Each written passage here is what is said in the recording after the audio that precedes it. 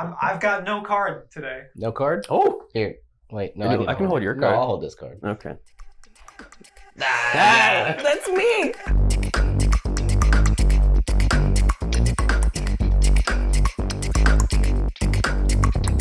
We're here to talk about Spielberg, specifically. If you somehow watch our videos, you know that this has been foreshadowed in a couple of videos. Oh my gosh, a couple videos? Because Zach will say, Okay. We've talked about Spielberg quite a bit. It's been a couple times, yeah. And Zach will say something out of pocket like, BFG's the best Spielberg movie ever. I have not seen that one, but it probably could be. I don't know. The B stands for best. Yes. Yeah. Best movie. So we decided we're going to talk, well, specifically, I don't really have anything in this fight. You're like a moderator. Yeah, I'm more of a moderator. I get it. But JD, I know, has been very hostile towards Zach's opinions about Spielberg movies. So we're going to go in and we're going to talk what we think are the best Spielberg movies. I think one I'd like to start by saying we're at this moment in time. We're in for the first time since like the 70s in a moment where we don't know what Spielberg's gonna do next. Mm-hmm. He doesn't have like anything he's working on, and if the Fablemans could very well be like a great last movie for him to do, and I think he would leave it all behind, and it was a great way to go out. I would respect that. So I just think now is a good time to start talking about what is the best Spielberg movie. And I'm not gonna lie to you, Zach. Michael and I were talking about like bringing lawyers involved, like filing a lawsuit against you for the claims that you've made. Which claim specifically is that? Can we roll the tape back? Number 4 is Raiders of the Lost Ark, which is Spielberg's best movie? Question mark? I think it is. Or if not, top 3. I love Raiders of the Lost Ark. Yeah, the movie that like he was like, they're never gonna let me make a James Bond movie, so I'm gonna make my own James Bond movie. Do you think that's his best movie? Raiders of the Lost Ark? You're insane. Absolutely. I think I redid my list, and it is number 1. You read Yes. it. Wait. So even after that, We've had offline discussions, and he went from. So in our video, our best of the 80s, he was like, maybe Raiders is the best Spielberg movie ever. Then in our group chat, he was like, maybe actually not. I've changed my mind. It's maybe 3rd or 4th, actually 5th. Yeah, well then Lincoln was 5th, and then now Yes. Lincoln is 6th. But now Raiders is back first. Yes. And Explain, can you just explain explain it? Well, can you run through just walk us through your list, what you think the best Spielberg is, and why? Number 1, as of right now, is Raiders of the Lost Ark. I think it is just a perfect adventure movie. Everything about Spielberg that I love is in it. It's got cornball weirdness. It's got gross stuff sometimes. It's got cornball weirdness. And it's got amazing direction. One of the coolest intros ever. It's a really good practical effects. Yes. awesome practical. Oh god, Listen, it's straight up horror movie. I think we need to Raiders is not on trial here. No, Zach's on trial. Zach's on trial. We all love Raiders. Raiders is great. Okay. Do you think that some of this Raiders love is recently we've had a new Indiana Jones movie, and you're maybe just thinking about it more? It could be because you can't help but compare whatever the heck that was to Raiders or The Last Crusade or Temple of Doom or really Crystal Skull. I would rather watch Crystal Skull. No. All right, continue with your list. What else is on this insane list? It's Raiders. Yeah. Schindler's List. Okay. Very different. Number 3 is Jaws. He invented the blockbuster with this movie. And Scorsese blames comic book movies. He could blame Spielberg for the way the industry went. There's a debate there. I don't know which one to pick. Number 4 is... Oh, crap. What was it? Obviously, Ready Player One is 4th. Uh-huh. Yeah, that makes sense. Crap, what was it? Jurassic Park. Okay. Number 4 is Jurassic Park. Yeah, that makes sense. It's just like Raiders. It's classic. I love everything about it. Arguably a perfect, structured screenplay. And then 5 is E.T. I've already... You're on trial. So here's some evidence.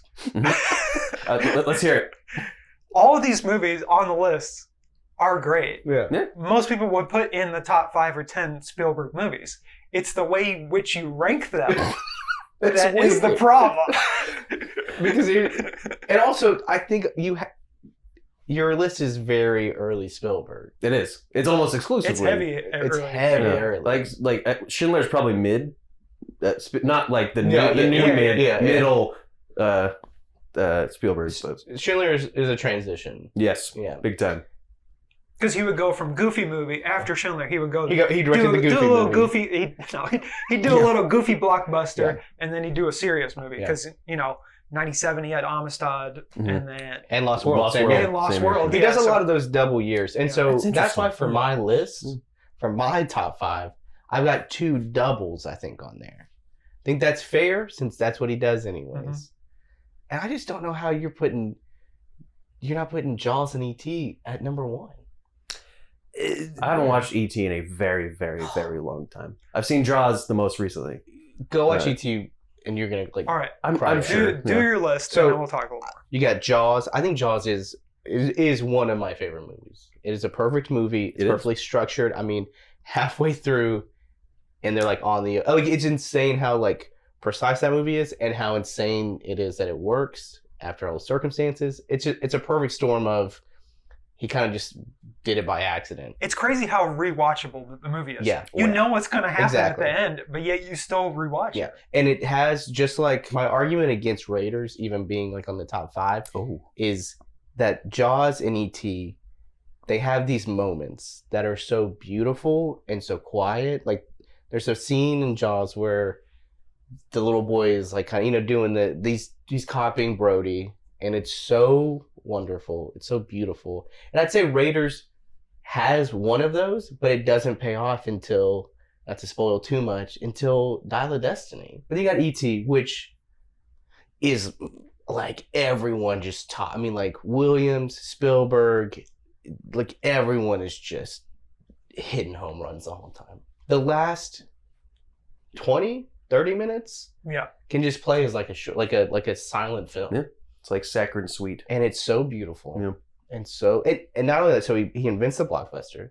He does it again with E.T. because it just sticks around forever. And It was then in theaters it was in for like theaters a year and a half. year and a half. Yeah, yeah. People just saw it. They're like, "Oh, what do you want to do? E.T.? Yeah, sure." So you got to tie it. I got to tie number 1. Jaws and E.T. It's kind of hard. I maybe lean more towards Jaws just because I love just dudes being bros on a ship and then getting eaten by a shark. Like. And it's a slasher movie. And E.T., of course, is that it's the beginning of that, like, I have daddy issues kind of thing, which evolves over his career. But I think Jurassic Park, him doing a whole conversation about him ruining cinema and, like, making the blockbuster. And it's him wrestling, like, should I have done that? Yeah. And to take, like, a piece of literature and be like, yeah, I'm going to make it my own, and I'm going to put my own stuff into it, is awesome. And then number 3, man, I think this is my other tie, right? Do you remember? I can't remember. I I think can't remember. number 3 is my other tie There's so many movies. between. He's Yeah, cheating. I know. He's cheating. Spielberg does it too.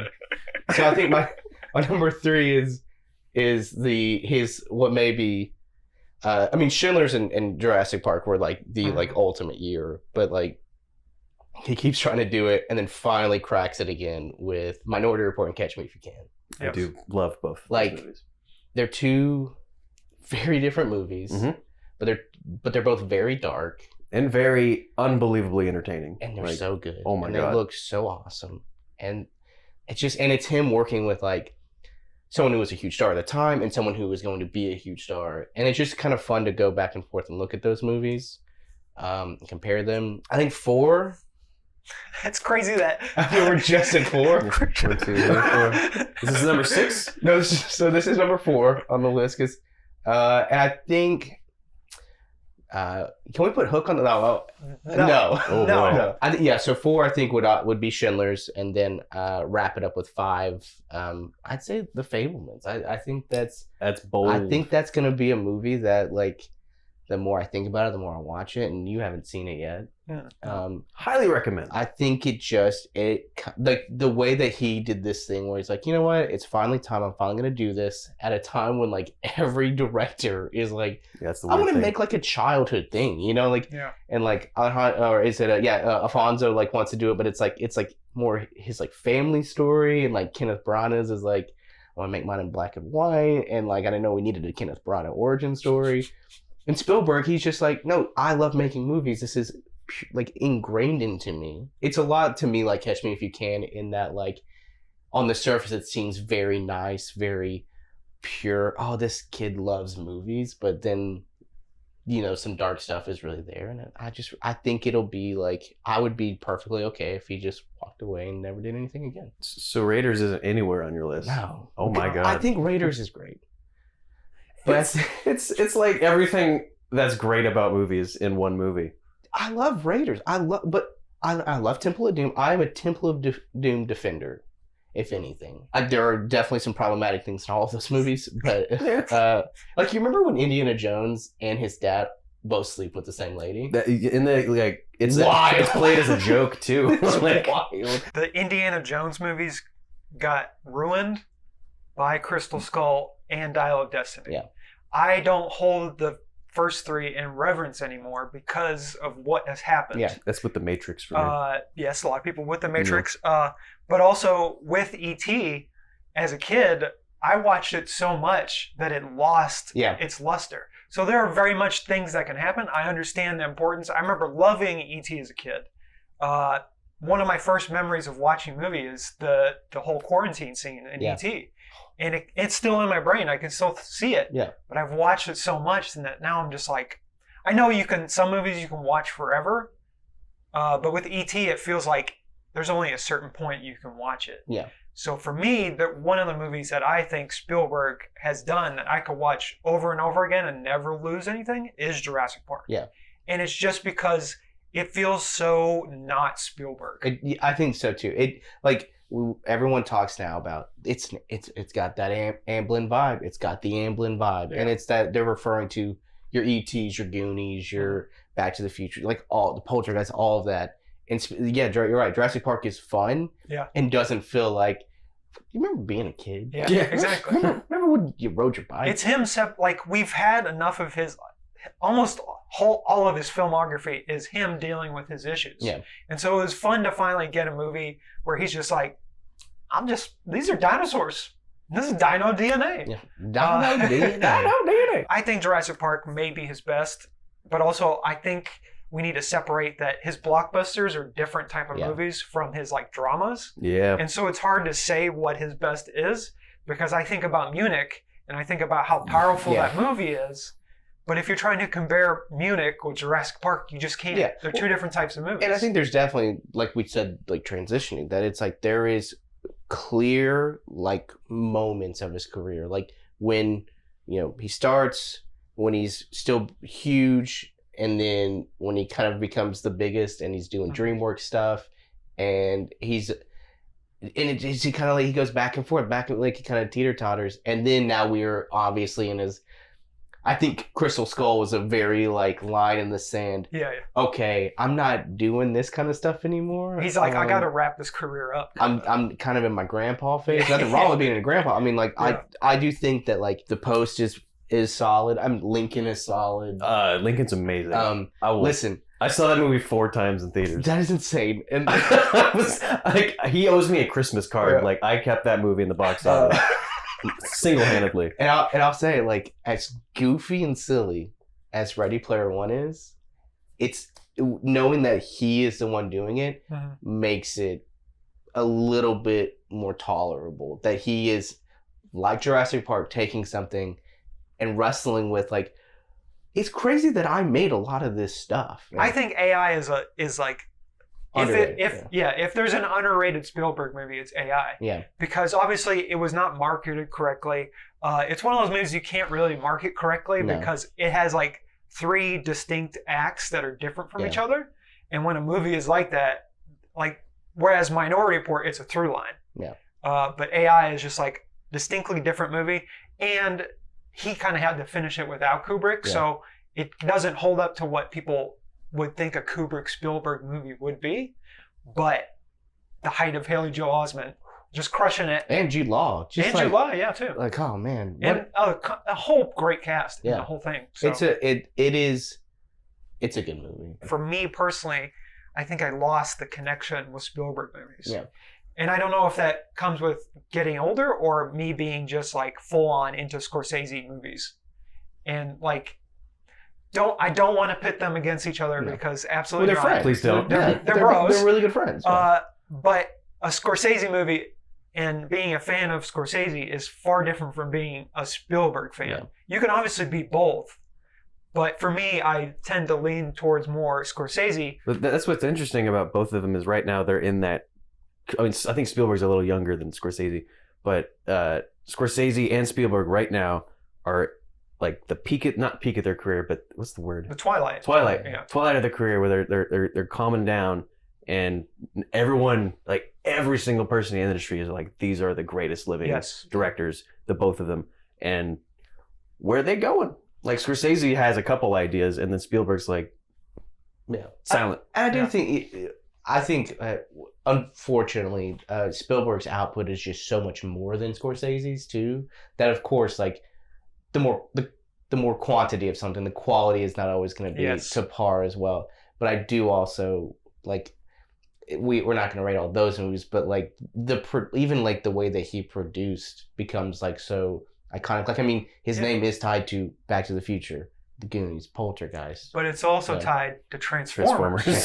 And again, like it is so interesting that like his whole career just starts to like producing and directing. It's just like there's right there, you know. But man knows how to sell a movie. I'll tell you. Like he does. He and at least like I will give him this. He's never once come out and been like, no, take these Transformers movies seriously. It's always been, hey, this is part of the job. Just freaking sell the movie, and that's what it's about. Spielberg always takes chances, whether it's him doing Spielberg, trying to with some of his movies like Ready Player One, or it's him trying to like remake a movie that was some people would say was perfect, but he always since he was a kid wanted to remake it, and he made it better. And we're talking about West Side Story, and it's better. Zach thinks it's better. Let's run it back around. Yeah.